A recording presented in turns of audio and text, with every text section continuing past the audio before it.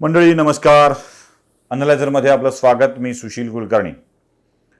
दोन भाषणांवरती आपण चर्चा करणार आहोत. खरं तर विलंब झाला. या दोन्ही भाषणांवरती बोलायला मला याची पूर्ण कल्पना आहे.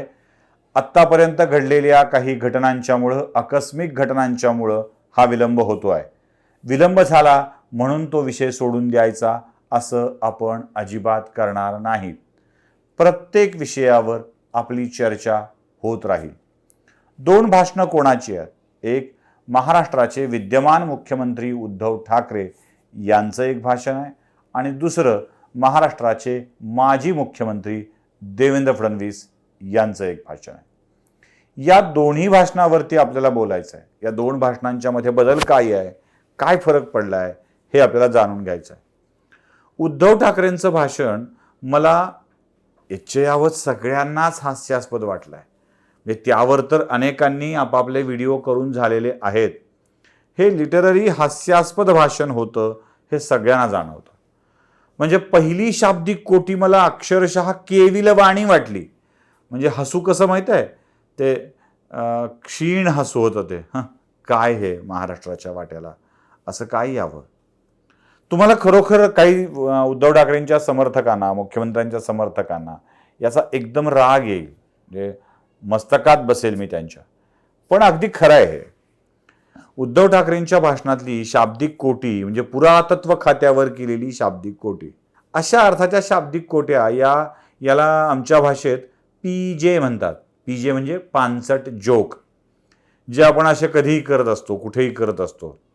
म्हणजे तो जोक असतो ना की इंग्रजीत अंडरस्टँड हा शब्द आहे, कळलं का असं विचारतात. दोन शब्द बाजूला केली, अंडर वेगळं आणि स्टँड वेगळं, तर मग खाली उभा का म्हणजे कळलं का असं होतं का, हे आपण असायचं. तसा हा पुरातत्व विभागाचा विनोद मला वाटला. म्हणजे अक्षरशः केविलवाणा असा सगळा तो प्रकार होता. मला आश्चर्य असं वाटलं की मी म्हणजे कितीही उद्धव ठाकरेंच्या भूमिकेशी सहमत नसलो, म्हणजे काही मुद्द्यांवर सहमत नसलो, तरी एका विषयावर उद्धव ठाकरेंच्या बाबतीत माझं मत कायम होतं. हे व्यक्तिगत माझं मत होतं आणि ते असं होतं की बाकी काही झालं तरी उद्धव ठाकरे एक माणूस म्हणून नेहमीच सुहृदय आहे. चांगले व्यक्तिमत्व आहे, ज्यांच्या व्यक्तिमत्वात माणुसकी, माणूसपण कायम आहे. खरोखरच मला कालचं भाषण ऐकताना माझं त्या मताला प्रचंड मोठा छेद बसलाय, तडा बसलाय. धक्का म्हणा ना हवं तर, कारण माणूसपण शाबूत राहणं हे कोणाकडूनही अपेक्षित असतं. एखाद्याला माणूस म्हणून जगण्यासाठीची जी ही लागते ती कायम ठेवली पाहिजे. देवेंद्र फडणवीसांच्या विषयी बोलताना उद्धव ठाकरे असं म्हणाले की देवेंद्र फडणवीस वादग्रस्त ढाच्यावर चढले असते तर ढाचा कोसळला असता. काय हो याचा अर्थ होतो? देवेंद्र फडणवीसांच्या प्रकृतीविषयी, शरीर प्रकृतीविषयी तुम्ही बोलताय, त्यांच्या वजनाविषयी तुम्ही बोलताय. त्याने तर कालच्या भाषणात माझं वजन 102 किलो आहे हे स्पष्ट सांगून टाकलंय. असतं एखाद्याचं, वाढतं एखाद्याचं वजन, आणि अशी वजन वाढलेली माणसं सगळ्याच ठिकाणी असतात. प्रत्येक पक्षात असतात, प्रत्येक कुटुंबात असतात. इकडून ना तिकडून कोणीतरी असं शारीरिक वजन वाढलेली मंडळी असतात.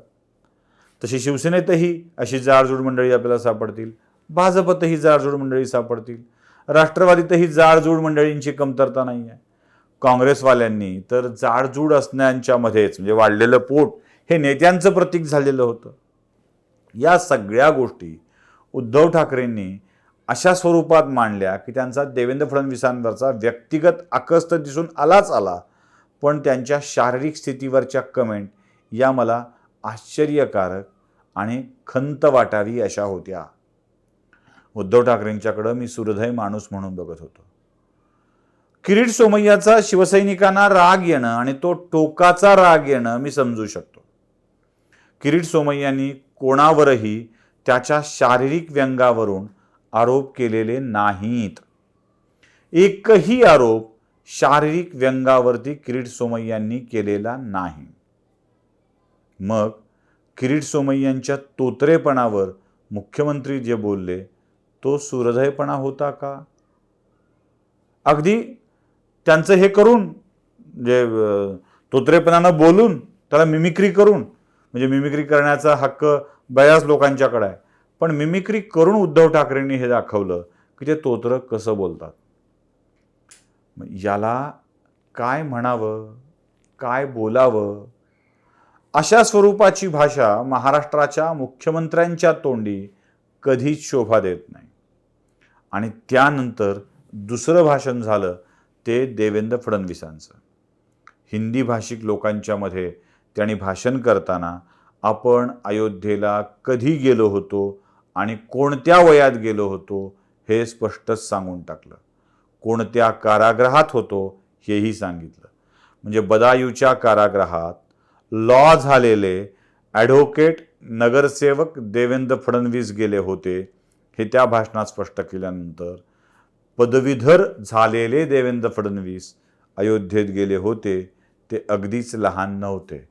म्हणजे खरं तर काही लहान माणसांना, वयानं लहान माणसांना अयोध्येचं बाबरी पतन कधी झालं हे अगदी नकळत्या वयात घडलं असेल, त्या माणसांना कोण होतं आणि कोण नव्हतं याचा अंदाज लागणं शक्यच नाही. म्हणजे ज्यांचा सूर्य म्हणजे आदित्य उगवलेलाच नव्हता त्या माणसांनी फडणवीस होते की नव्हते याबाबतचं केलेल्या भाष्याला आणि पुढे उद्धव ठाकरेंनी केलेल्या भाष्याला देखील देवेंद्र फडणवीसांनी स्पष्टपणे उत्तर दिलेलं आहे. मला खरं तर अपेक्षित होतं उद्धव ठाकरे शिवसेनेवरती झालेल्या, त्यांच्या सरकारवरती झालेल्या आरोपांना उत्तर देतील. पण तसं काहीही घडलं नाही. उलट शाब्दिक कोट्या करण्यात उद्धव ठाकरे पुन्हा एकदा आघाडीवर राहिले आणि त्याचा परिणाम असा झाला की उद्धव ठाकरेंचं भाषण हे फक्त शाब्दिक कोट्यांचं ठरलं. आता या अशा भाषणानं महाराष्ट्राच्या मुख्यमंत्र्यांचं मोठेपण कसं सिद्ध होणार आहे हा प्रश्न मलाही पडलाय. तुम्हालाही पडला असेल तर लाईक, शेअर आणि सबस्क्राईब नक्की करा. धन्यवाद.